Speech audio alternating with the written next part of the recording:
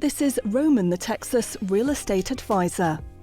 Roman back with you with Gold Real Estate Group. Today we are talking about one of the most important part of a real estate transaction, that is writing an offer. It could be something so simple, right? What is so complicated about putting together an offer? But I want to tell you, there are a few very important details that will be a make it or break it for you to be successful. Will your offer be accepted, or will it be passed to the bottom of the stack, and will you have no chances to get it accepted? Stick around to the end, because I will cover things that not everybody looks into or considers as important. So you do not want to miss this, because you put in all the work. You went house shopping, you spent 6 months driving the neighborhoods, wasted more than $500 worth of fuel cost, right? All that time and effort going door to door, finding that perfect house. You have finally found that home. Yeah, the kids love it. Now it's time to make it happen. Get that thing under contract. You do not want to make mistakes that I've seen buyers make, and they literally missed out on a property of their dreams. You found that house and you're about to write that offer. Here is the number one thing to consider. You want to make sure that you are pre-approved with a good lender. I want to tell you, that is probably 50% of having a good, solid offer, is having a lender backing that offer who did their due diligence, who did not miss any holes in your finances, a lender who is not just there, just to hook you in the beginning and then drag their feet through the rest of the process. I have seen lenders screw up the deal so badly that clients of mine have lost the perfect house of their dreams. They weren't able to close because the lender dropped the ball. They didn't do the right research on the finances. They didn't disclose the right things to the buyer. And because of that, they were not able to get the house that they so dearly wanted. So number one that makes a good lender is somebody who does the due diligence up front. Somebody who's not hungry for the next deal. If you get a desperate lender, they will promise you mountains of gold, but they will not be able to deliver. And at the end of it all, it will break everything down. The whole deal will blow up. Number two is lender who answers the phone, and lender who stands behind their word as far as backing up their timelines. I have worked with good ones and I have worked with bad ones. That's why I'll always recommend to my buyers to work with a lender they have worked with before, because this is a make it or break it. Like I said, I've seen timelines with lenders that have not been met, and in the seller who's selling the home to the buyer, they're tired of one extension, two extensions, and they said no more, we're not going to extend, and therefore people lose the house. Another one is also a lender that knows how to communicate. When you have a competitive market, a seller's market, and there's multiple offers on the table, often the listing agent, the one who's going to present the offer, a good listing agent, what they will do before they present the offer, they will actually try to get a hold of the lender, and not on a regular business hours. I've seen listing agents look at my offer and say, can I talk to your lender? And it's a Saturday evening. And what the listing agent wants to see in a competitive environment, that the buyer bringing the offer has a lender that's willing to pick up their phone on a Saturday. Because with a real estate transaction, there's so many unknowns. And if I was a listing agent, I would want to make sure the buyer on the other side had a good lender who was willing to work outside of business hours, who is willing to put in the extra, mile in order the deal would close.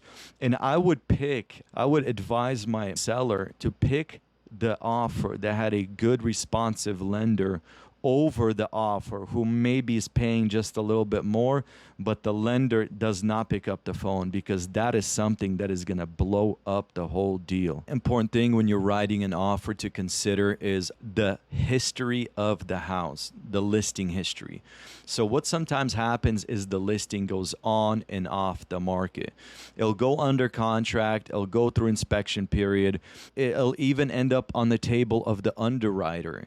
And for some reason, one or another, they cannot close, and then the house will go back on the market. So that's one reason house pops back because of bad financing. Another reason it could happen is a house can go back on the market during the inspection period. Maybe for some reason the inspection brought up a detail that buyer and seller could not agree on.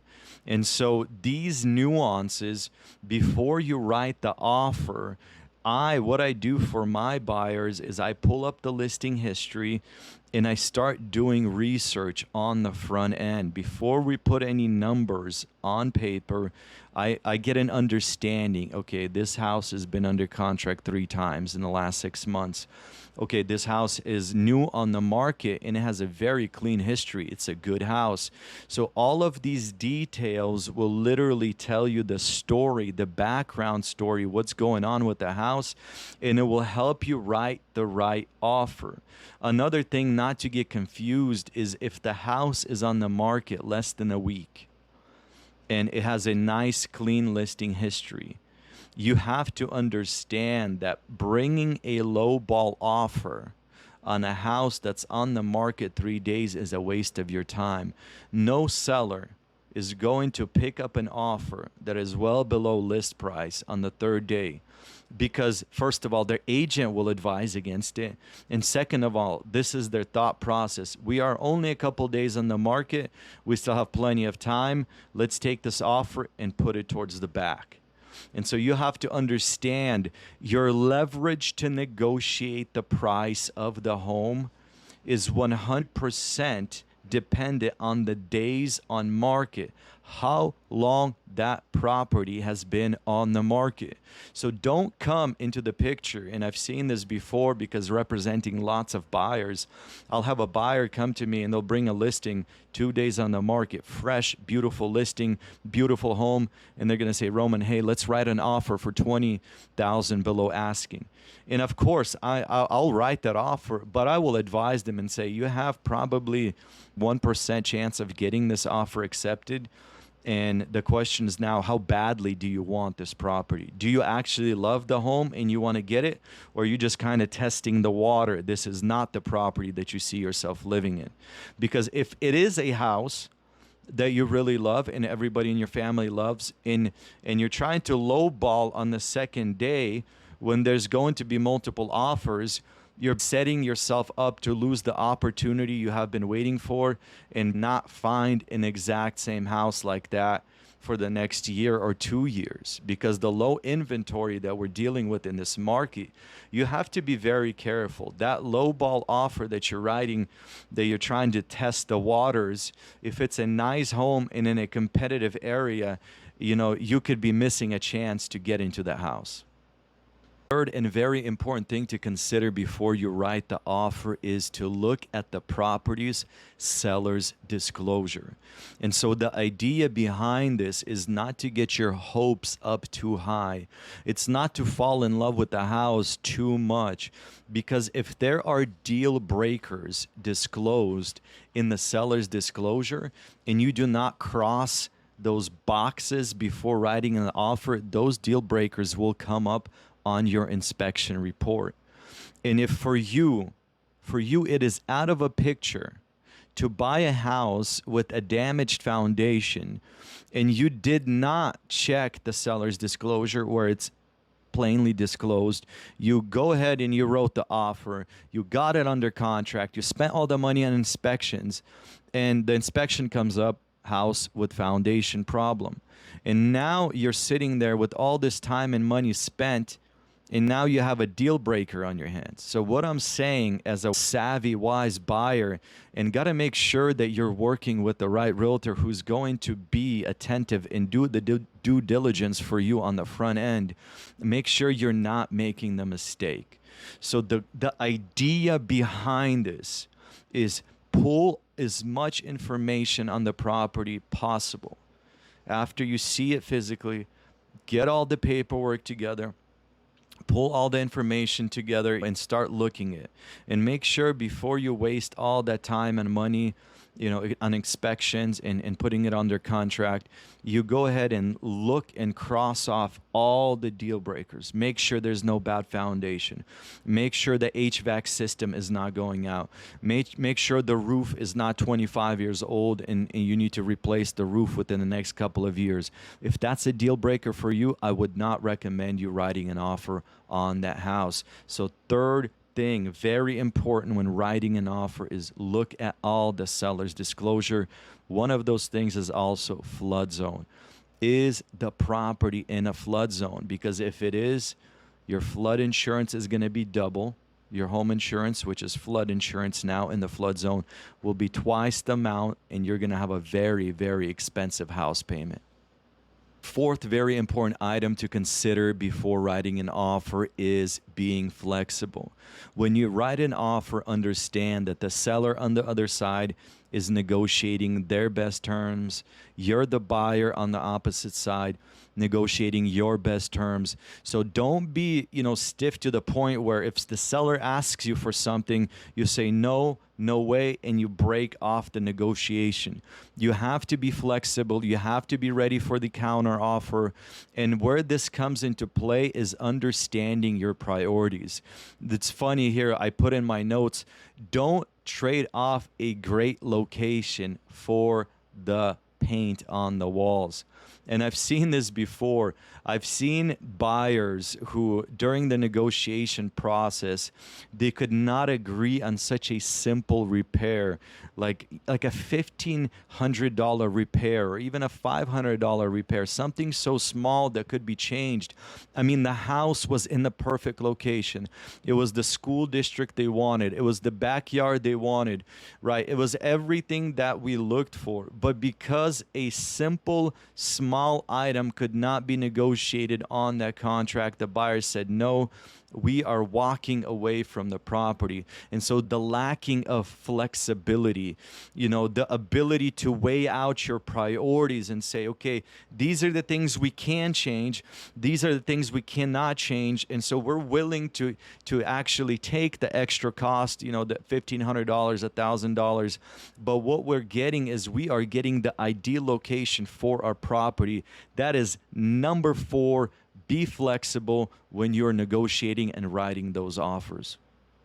Fifth, and the most important thing to consider when writing an offer is understanding all the terms that are beyond the price. A lot of the buyers, that's the only thing they consider is how much are we paying. And so in the real estate contract, and in Texas to be specific, there is a bunch of buttons and levers that you pull, you push in order to make the contract either to be more prosperous and profitable for the buyer or the seller. And so there are certain laws that are considering real estate is like the earnest money delivery. You have to deliver the earnest money to the title company and the option fee within the 3 days that the contract says it has to be done from the day that the contract is signed, executed, and made effective. So you have to understand, if you wrote the offer and the offer got accepted, even if you change your mind on the second or the third day, you still have to make the delivery of the earnest money and the option fee. And then you have to terminate the contract and request it back. And so these are the things that you have to understand as a buyer.